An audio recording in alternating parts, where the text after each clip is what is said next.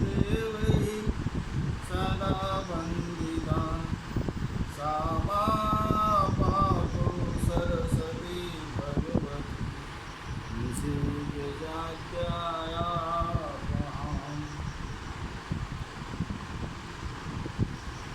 आधार प्रवक्ता आधार पुरुषस्य नाम डॉक्टर कृष्ण नारायण झा, सहायक प्रोफेसर, साहिब जूथालाल संस्कृत महाविद्यालय, मझौलिया, पश्चिमी चंपारणम। कक्षा वर्ग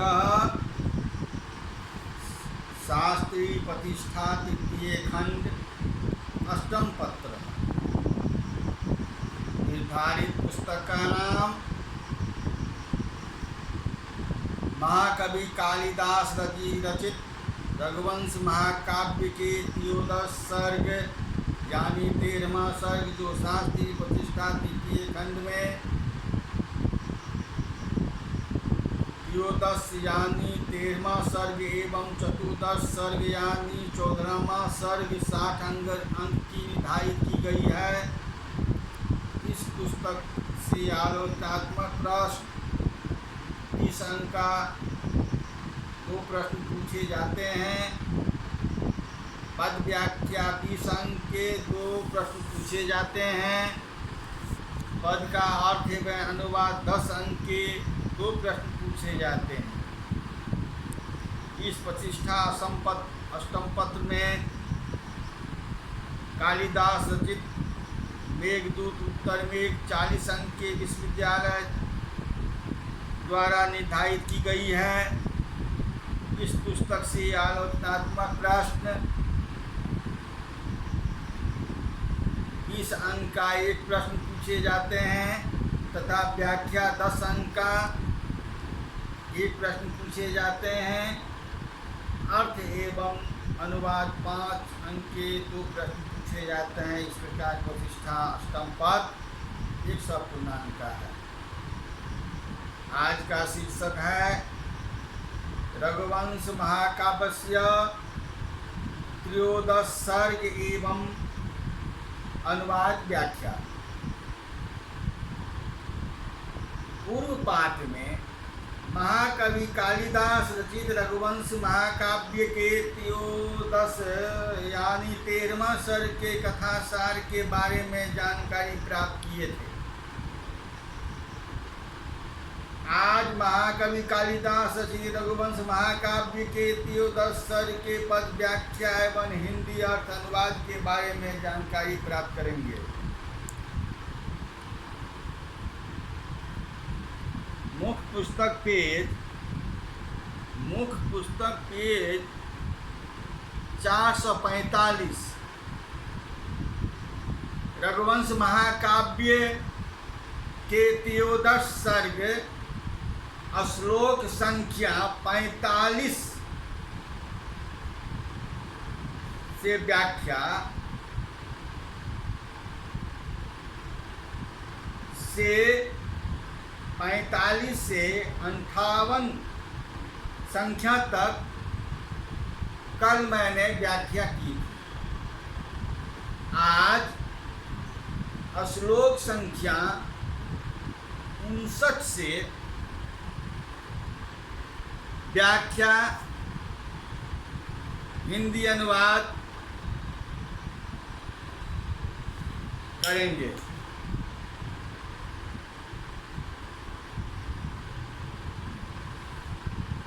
पुरं निषादाधिपते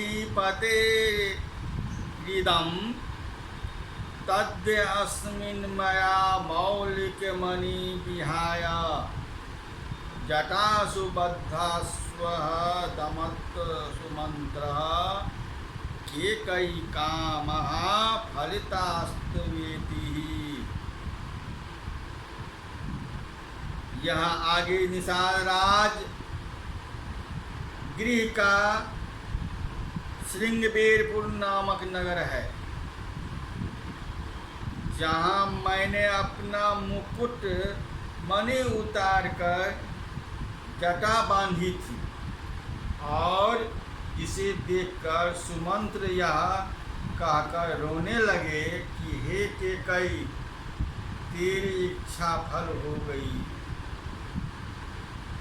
पयोधरे पुण्य जगान्गणानां निविष्टहेम्बाम्बुरिं गिरस्या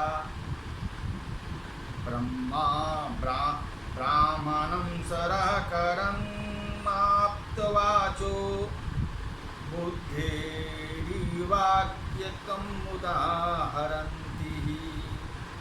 पुण्यजनानां पयोधरे निर्विष्टां हेमाम्बुजुरेणु ब्राह्मणं सरः यस्याः बुद्धेः अव्यक्तः कारणम् आप्तवाचः उदाहरन्ति। व्याख्यायाद्य पदम् अयं श्लोकः रघुवंश महाकाव्ये महाकवि कालिदास रचितः त्रयोदश सर्गः उद्धितो अस्ति। पुण्यजनानां यक्षस्त्रीणां पयोधरे स्तने निर्विष्ट उपमुक्तो हेम्बाम्बुरें रेणु यस्याः तत् यत् काकिदन्ति विद्यन्ते। ब्राह्मणः इदं ब्रह्मा नस्तति देते इति तिलोपः। ब्राह्मणं स्वरोः मानसाध्यं यस्याः सराध्वाः बुद्धहेतुत्वायस्य व्यक्तं प्रधानं कारणम्। आपतस्य वाचः आप्तवाचो वेदाः यज्ञाः बहुव्रीहिणा मुनियः उदाहरन्ति प्रलक्षते।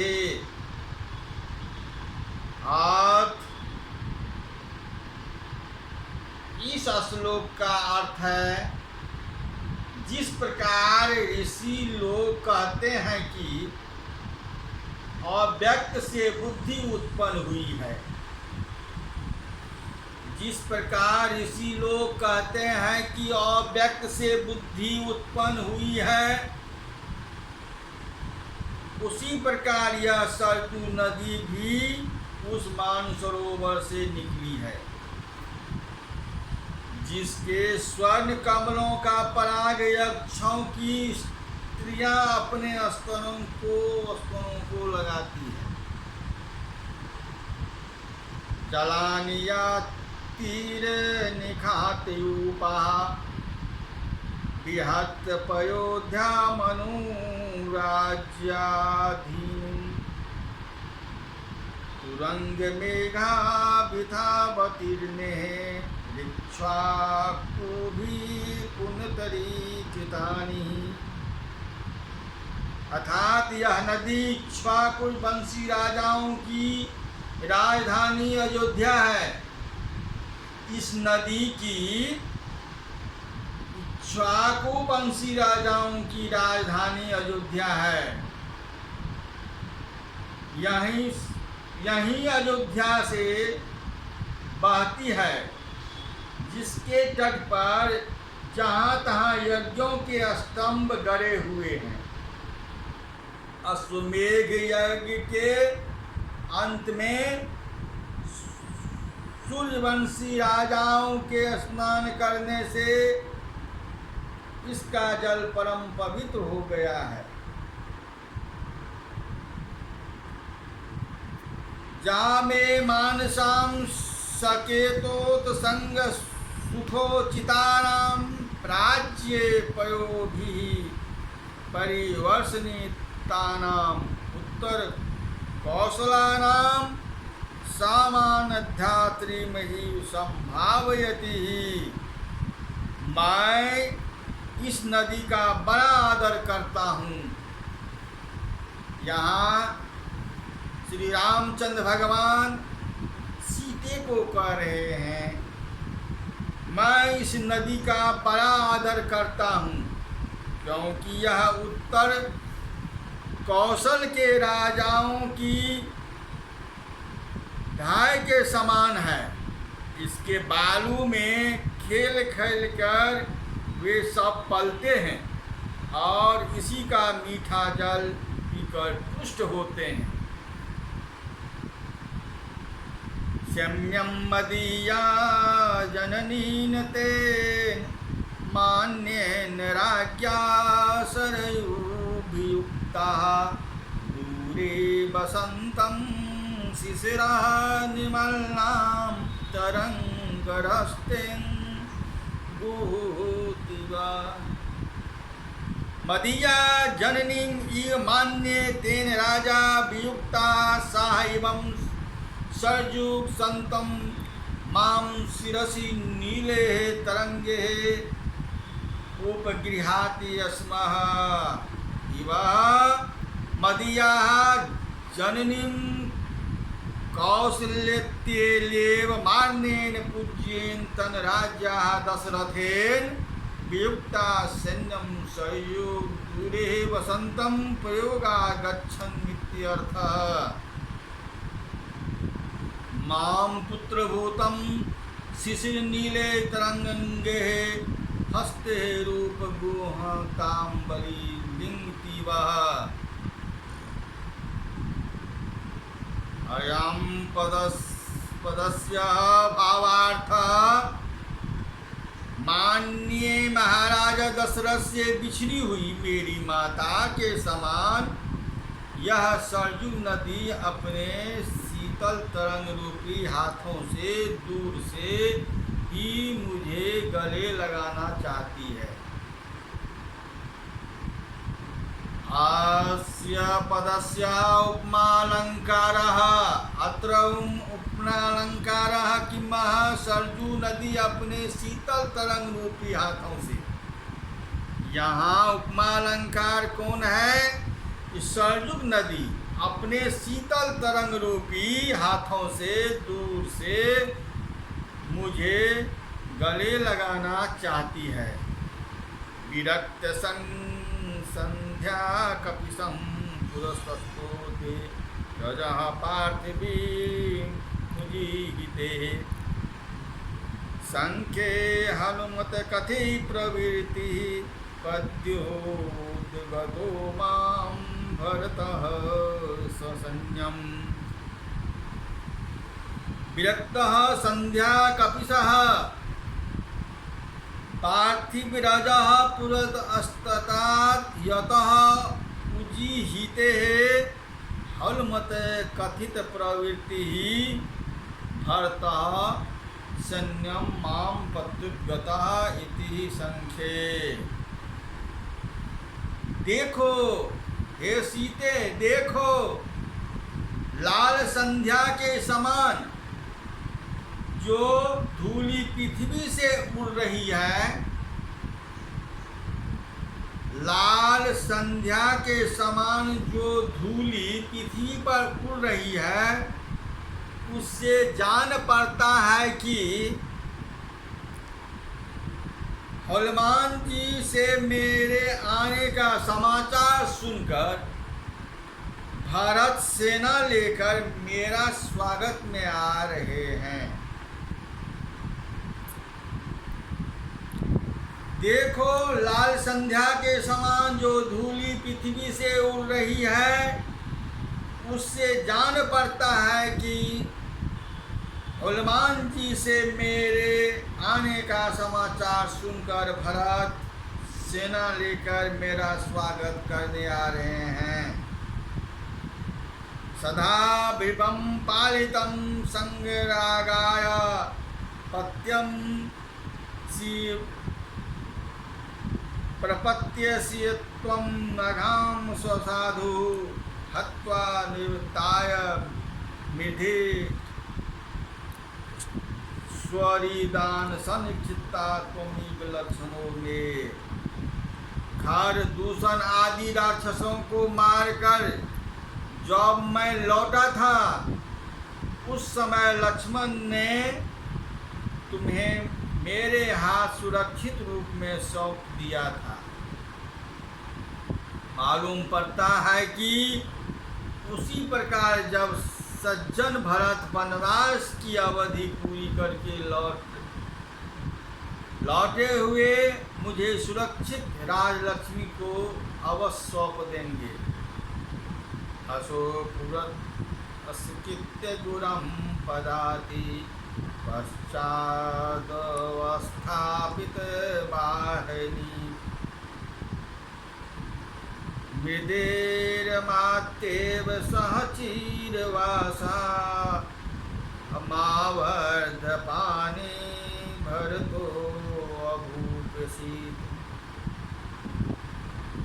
असोपदाति चीरवासा भरतः पश्चादवस्थापित वाहिनीका सन्ना गुरुं पुरस्त्यं विद्ये आमत्ये सह अर्धपानी सनः उपपेशितः। असोपदाति पादाभ्यामत इति पदाति पादश्चार चीरवासा बलकलवसनो भरतः पश्चाद पृष्ठभागे अवस्थापिता वाहिनी सेनायेन सह प्रोक्तः सन्नः नद्यः तनुः कपः गुरुं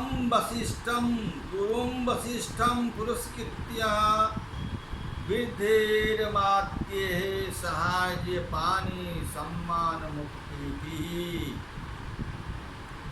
बलकल वस्त्र पहनकर पैदल चलते हुए और हाथ में पूजा की सामग्री लिए हुए भरत बुद्धि वृद्ध मंत्रियों के साथ मेरे ही पास आ रहे हैं। वलकल वस्त्र पहनकर पैदल चलते हुए और हाथ में पूजा की सामग्री लिए हुए भरत इस वृद्ध मंत्रियों के साथ मेरे भी पास आ रहे हैं। इनके आगे आगे वशिष्ठ जी चल रहे हैं और पीछे पीछे सेना चली आ रही है। इत्रा विशिष्टां मदपेक्षया यज्जा श्रिये युवाप्यंगांगतां भोक्ता यन्ति वर्षाणि तया सहोग्रमप्यसतीव व्रतमासीधराम्।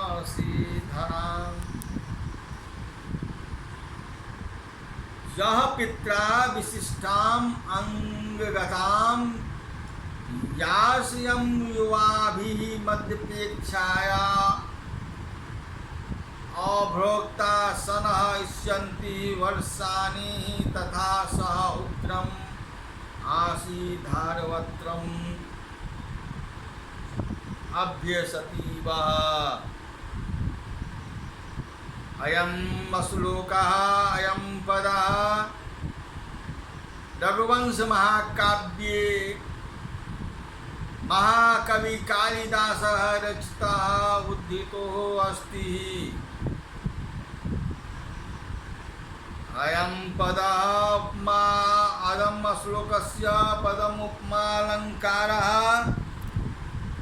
यः भर्तः पित्रः विशिष्टः तमाङ्गाङ्गमुत्सङ्गं च गतामपि वां श्रियं युवासि मदपेक्षायाः मध्यकृत्यापो भोक्ता सनः न लोककाव्यनिष्ठा खलनात् तृणाम् इति षष्ठी निषेधः।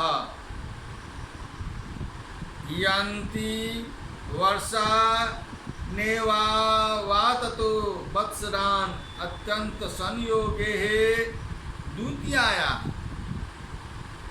तया श्रिया सहस्रास्त्रिये स गम्यते उग्रं दुश्च भ्रंसा सिंहनामृतम् अस्य भर्ति विद्यवा युवात्या साध्यम यन्मुग्ध भक्ति वचादेत अंत निवृत्तम संज्ञा स्यादि व्रतम ही यतः। जैसे किसी युवा पुरुष की गोद में कोई सुंदरी स्त्री आकर बैठ जाता है और वह उस भोग न करके तलवार की धारा पर चलने के समान कठोर इंद्रियों को बस में रखने का व्रत कर ले, वैसे ही भरत ने भी पिता की दी हुई राजलक्ष्मी को भोग करने की शक्ति पहले हुए भी मेरी भक्ति के कारण उसका भोग न करके 14 वर्ष तक कठिन असीधारा व्रत का पालन किया है ये भरत।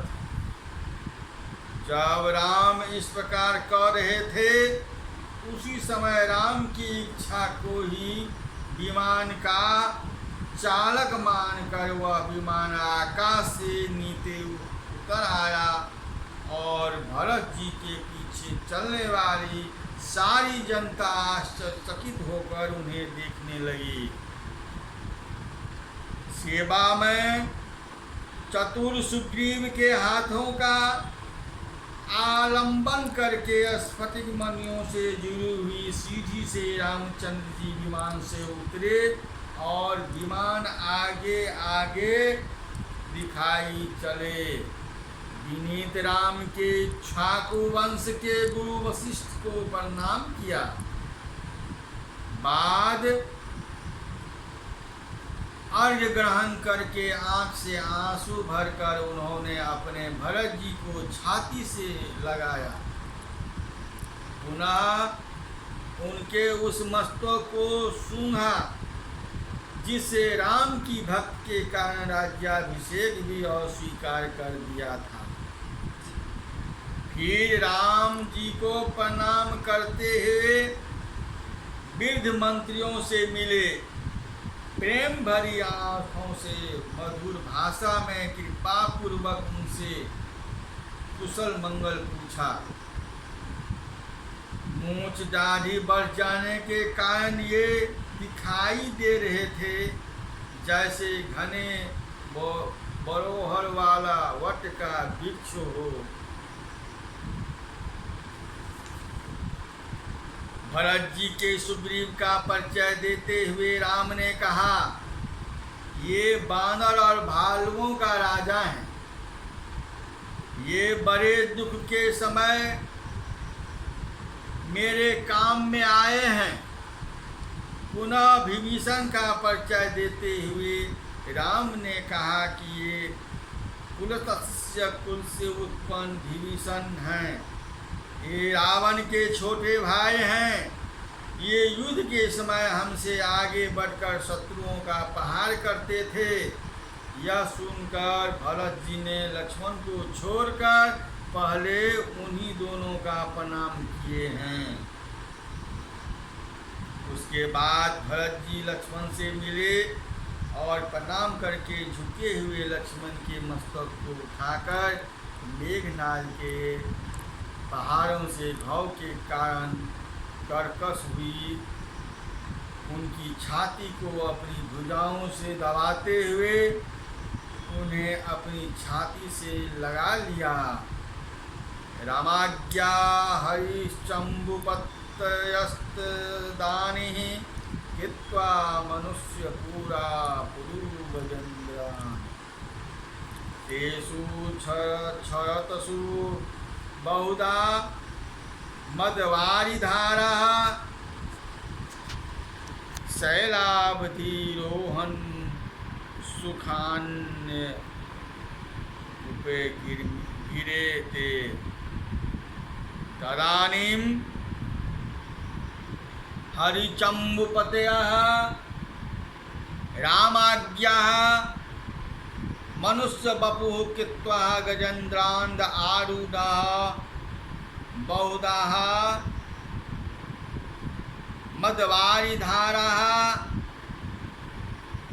रक्षतु सुते सुते शैलाहि धीरोहं सुखानि उपले गिर्भरे रामेति इदानी हरि चंपुपतयः रामाज्ञाः मनुष बपुः कित्वा गजेन्द्रान्द आरूढः बहुधा मदवारिधारा छलसुते पूते शैलव रोहं सुखान उपले धीरे इदानीं हरिचम्बुपतयः रामाज्ञाः मनुष्यः बपुः कित्वा गजेन्द्रान्द्रान्धुः बहु बहुधा मदवारिधाराः छरत्सु तेषु गजेन्द्रेषु ते कपिलयूथनाथा सलाधिरारोहणं सुखान्यपले भी हे अनुभवुः। राम के कहने से बानर और भालुओं के सेनापति मनुष्यों का भेष बनाकर उन हाथियों पर चढ़ गए जिनके मस्तक से मद की धारा बह रही थी। इसलिए सूर्य की ओर से चढ़ते हुए उनको यही आनंद मिला, झरनों वाले पहाड़ों पर ही चढ़ रहे हो।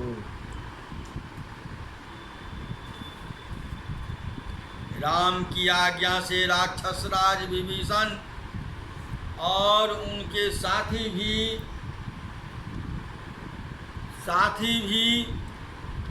रथों पर चढ़ गए।